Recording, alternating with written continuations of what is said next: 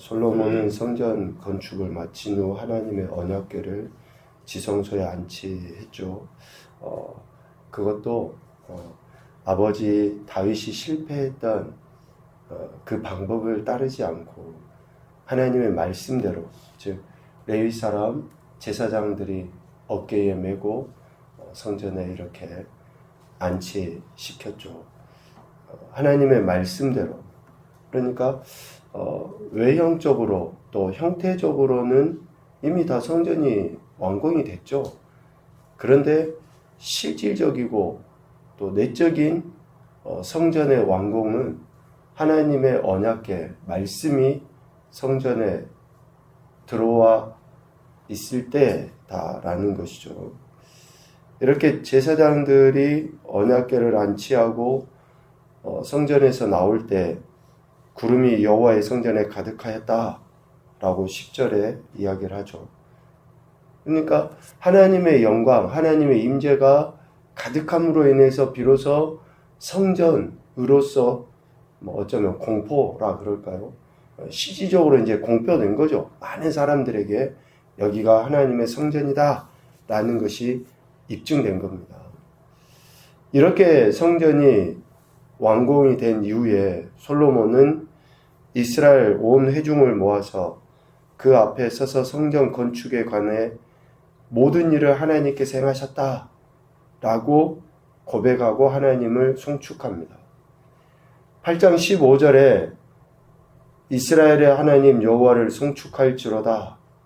여호와께서 그의 입으로 내 아버지 다윗에게 말씀하신 것을 이제 그의 손으로 이루셨도다 라고 고백하면서 성전 건축이 다윗이 물자를 모은 것, 두로에서 파견된 히람이 건축한 것, 솔로몬이 직접 자기가 왕이 된 지 4년 그때 시작한 것, 이렇게 해서 성전이 건축된 게 아니라 하나님께서 직접 성전을 건축하셨다라고 고백한 거예요. 오늘 본문에서도 22절 이하에서도 그렇게 분명히 이야기하죠. 특별히 24절. 주께서 주의 종 내 아버지 다윗에게 하신 말씀을 지키사 주의 입으로 말씀하신 것을 손으로 이루심이 오늘과 같습니다. 라고 솔로몬이 고백을 해요. 하나님이 말씀하실 뿐만 아니라 직접 손으로 이 일을 이루셨다라고 하나님께 영광 올려드리며 하나님의 이름을 찬양하고 있는 것이죠. 하나님의 일은 하나님께서 계획하신 대로 택하신 이들을 통해서 이루어집니다. 하나님은 계획하시고 또 하나님이 택하신 자들을 통해서 하나님께서 그 일을 이루시는 거예요. 우리 인생은 그 하나님의 일을 위해 부름받은 존재고 각자에게 주어진 그 사명을 감당할 뿐입니다. 그러할 때에 하나님께서 친히 그 일을 이루심으로 영광도 하나님이 홀로 받으시는 거예요. 우리가 받고 내 이름을 남기고, 어제도 이야기한 것처럼 성전을 건축해 놓고 이스라엘 온 회중을 모은 다음에 솔로몬이 얼마든지 자기 이름을 드러낼 수 있잖아요. 우리 아버지부터 내가 이렇게 수고해서 했다. 자기를 얼마든지 드러내고 자기 영광을 취할 수 있음에도 불구하고 하나님께 영광 올려드리는. 그래서 오늘 솔로몬은 하나님을 송축하며 하나님의 영광을 찬양합니다. 어떠한 하나님에 대해서 송축하고 영광 올려드립니까? 오늘 23절에 보면 두 가지로 표현을 하고 있어요.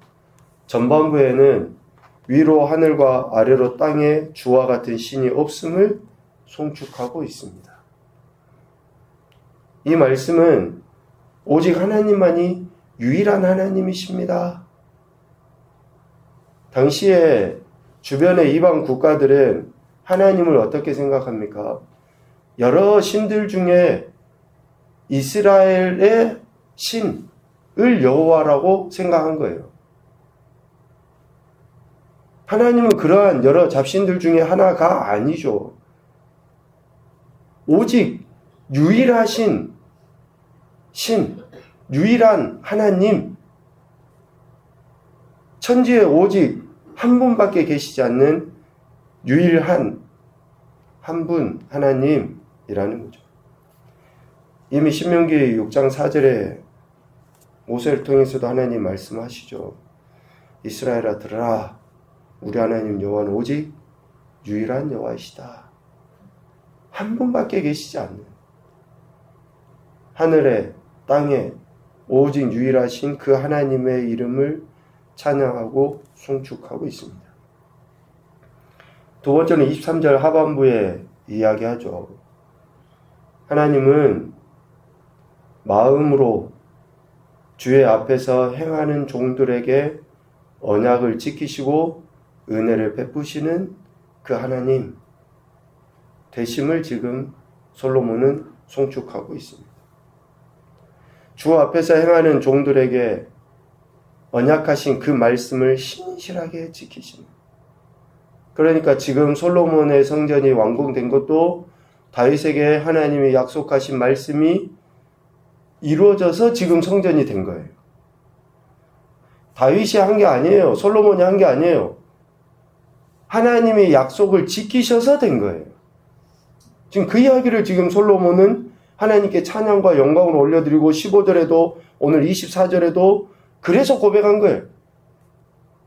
내가 힘을 써서 된 게 아니고, 내가 물자를 모아놓고 내가 사람을 모아놓고 내가 돈으로 해서 된 게 아니라 하나님이 하신 약속의 말씀을 하나님이 이루셨기 때문에 된 거라고 지금 고백을 한 거예요. 왜? 그 하나님은 언약하신 것을 신실하게 지키시는 분. 그래서 요한 1서에서 미쁘시다 라고 이야기했잖아요. 미쁘시다. 하신 말씀을 반드시 지켜요. 반드시. 복에 대해서도 또 심판에 대해서도. 그래서 우리는 하나님을 경외하는 거예요. 경외. 공경하고 존중하고 사랑하죠. 그런데 거기에 뭐가 있어야 됩니까? 두렵고 떨림이 있어야 돼요. 왜? 하나님은 그 하신 모든 말씀에 대해서 신실하게 지키시기 때문에 그렇습니다. 그 하나님을 지금 솔로몬은 찬양하고 송축하며 영광을 올려드리는 것이죠. 약속하신 대로 일을 행하시는 그 하나님. 그래서 하나님의 뜻대로 행하는 자에게 은혜를 베푸시고,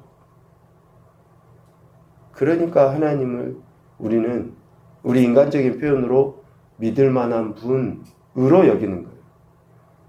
하나님이 신실하지 않는데 왜 믿습니까, 우리가? 우리 인간은 믿음의 존재가 되지를 못해요. 신실하지 못하니까. 그런데 하나님은 어제나 오늘이나 영원토록 변함없으니까 신실하시고 믿을 만한 분으로 우리가 믿고 따르는 거예요. 하나님이 우리 인간같이 감정대로 충동적으로 하신다 그러면 믿을 필요가 없는 거죠. 신명기 7장 9절에 분명하게 말씀하십니다. 그런즉 너는 알라, 오직 내 하나님 여호와는 하나님이시오 신실하신 하나님이시라. 그를 사랑하고 그의 계명을 지키는 자에게는 천대까지 그의 언약을 이행하시며 인애를 베푸신다. 그러니까 이 말씀이 이미 모세 시대에도 또 다윗 시대에도 솔로몬 때에도 신약이 와서 오늘 우리에게까지 여전히 신실하게 작동을 하는 거죠. 그래서 우리가 하나님을 믿고 특별히 하나님의 말씀에 귀를 기울여 듣고 순종함으로 하나님께서 우리에게 베푸신 은혜와 자비하심, 그것 가운데 우리가 지금 살아가는 거예요. 솔로몬은 온 우주 만물의 주권자이시며 그 언약하신 대로 신실하게 일을 이루시는 하나님께 지금 찬양과 영광을 올려드리고 있죠. 그리고 솔로몬은 성전을 건축한 이후에 하나님의 임재, 영광이 충만한 가운데 이 성전에서 하나님 앞에 기도하면 하나님께서 이러한 은혜를 베풀어 주실 것을 기대하며 하나님 앞에 지금 고백을 하고 있습니다. 송축의 대상일 뿐만이 아니라 기도 응답의 주체이신 하나님 앞에 자신의 마음, 그리고 이후에 백성들의 마음이 성전에서 고백되어질 것을 표현을 하고 있죠. 온 우주 만물보다 크신 하나님, 땅에 거하실 수 없을 만큼 크신 하나님이라고 그러죠. 또 하늘과 하늘들의 하늘이라도 하나님을 용납할 수 없을 만큼 크신 하나님.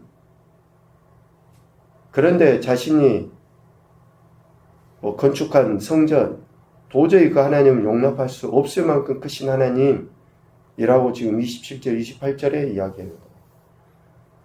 그 하나님께, 그런데 그 하나님의 눈은 어디에 있습니까? 성전을 향하여 주야로 보고 계신다 라고 29절에 이야기해요. 성전을 향하여. 이 성전을 향하여 라고 하는 이 성전은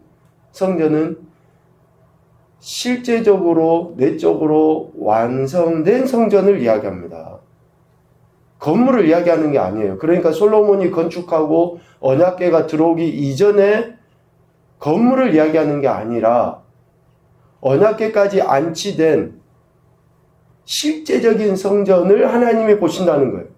그러니까 말씀이 있고 말씀에 집중하여 말씀을 따르는 그런 자들을 하나님이 바라보신다라는 그 의미하고 똑같아요.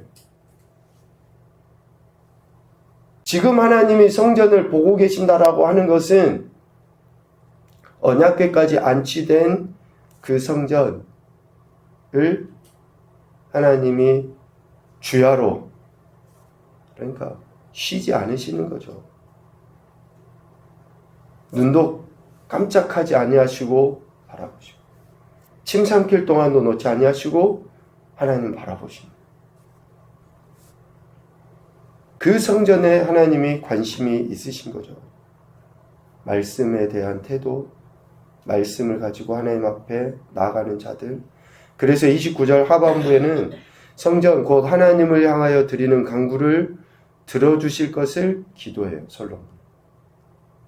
또 30절에는 솔로몬 자신과 주의 백성 이스라엘이 성전 곧 하나님을 향하여 드리는 회개의 기도를 들어주실 것을 하나님께 기도하고 있어요. 기도를 두 가지로 지금 구분해서 솔로몬이 이야기합니다. 성전, 즉 하나님이 바라보고 계시는 하나님의 말씀이 있는 그곳을 향해서, 그곳에서 하나님께 간절히 구하는 기도의 제목들을 하나님이 들어주실 것을, 그리고 또 그것을 향해서 회개의 기도를 드릴 때 하나님이 그 회개의 기도를 들어주실 것을 기도하고 있어요. 두 가지의 기도예요. 간구와 회개의 기도. 언약궤가 성전에 안치됨으로 인해 그것은 하나님의 임재의 처소가 되었죠. 즉 하나님의 말씀이 있는 곳이 하나님의 성전이고, 그 말씀을 의지하는 이들을 향하여 하나님의 눈이 주야로 보고 계시기 때문에 그들이 드리는 간구와 회개의 기도를 하나님이 들으시는 것입니다. 그래서 누차 이야기하듯이 우리의 기도는 하나님의 말씀을 듣고 그 말씀을 붙잡고 하는 것이 기도예요. 이방인들도 기도를 한다고 해요. 저들도 구하고 찾고 두드려요. 간절히 우리보다 금식도 더 많이 하고 우리보다 차라도 더 많이 하고 얼마나 지극정성으로 저들이 기도합니까? 이 옆에 신당에서도 기도하더라고요. 막 북치고 장구치고. 기도를 한다고요. 그런데 그게 기도가 아니라 잠언에서도 이야기하듯이 하나님의 말씀을 듣지 않고 하는 기도는 하나님이 가증스럽다라고 하신 거예요. 그래서 솔로몬은 언약궤에 있는 그곳을 향해서 하나님 앞에 기도할 때 하나님이 들으시고 또 들어주십시오 라고 고백하고 있는 거죠. 솔로몬은 이처럼 성전을 완공한 이후에 하나님께 봉헌이라고 이제 표현할 수도 있겠는데요. 올려드리면서 하나님의 영광을 나타내면서 이러한 은혜를 구하고 있죠. 오늘 말씀을 통해서 교훈을 생각을 해봅니다. 첫 번째, 오직 하나님만이 유일하신 하나님이시다. 우리는 이 진리를 입술로 고백을 하는데 삶에서 실제적으로 그렇게 고백하지 못할 때가 많은 것 같습니다. 각양의 우상들을 마음에 두는 것으로. 그러나 오직 하나님만이 유일하신 하나님이시다. 두 번째, 언약에 신실하신 하나님만이 송축의 대상이요 기도의 주체이시다. 우리가 찬양과 영광 올려드릴 분은 하나님이시고 우리의 기도를 들으시고 응답하시는 분도 하나님이십니다. 세 번째, 말씀을 듣고 말씀을 의지하여 드리는 회개의 기도와 간구를 하나님께서 들으신다. 말씀을 의지하여 드리는 회개의 기도와 간구를 하나님께서 들으신다. 오늘도 저와 여러분의 기도와 간구 가운데 말씀이 있어야 되고요. 그렇게 드려지는 기도를 하나님께서 들으시고 우리의 삶에 평안과 위로를 허락하실 줄로 믿습니다. 오직 하나님만을 찬양하고 하나님께 기도하는 신실하신 하나님의 백성으로서 신실함을 나타내는 저와 여러분의 삶이 되시기를 주님의 이름으로 축복합니다. 아멘.